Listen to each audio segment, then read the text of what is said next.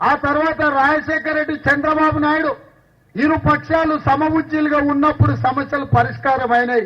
పేద ప్రజల సమస్యల మీద పోరాటం జరిగింది. जीएसएमसी के चुनाव की मुहिम के सिलसिले में तेलंगाना प्रदेश कांग्रेस कमेटी के कारगुजा सदर और रुकन पार्लियामेंट रेवंत रेड्डी ने आज कोकटपल्ली, बालाजी नगर और उप्पल वगैरह में रोड शो किया। उन्होंने मुख्तलिफ मकामात पर कॉर्नर मीटिंग से खिताब करते हुए कहा कि जीएसएमसी में टीआरएस और मजलिस को 2/3 अक्सरियत मिलने की वजह से करप्शन में इजाफा हुआ है। उन्होंने आवाम से अपील की कि वो एक मजबूत अपोजिशन को तैयार करे। उन्होंने कहा कि कांग्रेस के उम्मीदवारों को कामयाब बनाना वक्त का तकाजा है, क्योंकि कांग्रेस के दौर में ही शहर की मजबूत तरक्की हुई है। इस रोड शो में मुकामी उम्मीदवार भी उनके हमरा थे। మన బతుకులు బాగుపడే విధంగా పోరాటం చేస్తా. ఈ పోరాటం జరగకపోతే ఇక ఈ ప్రజాస్వామ్యం మనుగడ సాధించదు. పేదోళ్లకు న్యాయం జరగదు.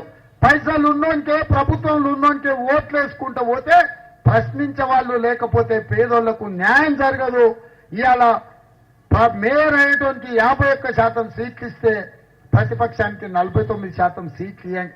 అప్పుడే సమస్యల పరిష్కారం అవుతాయి.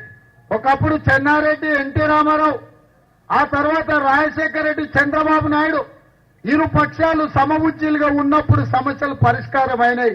పేద ప్రజల సమస్యల మీద పోరాటం జరిగింది.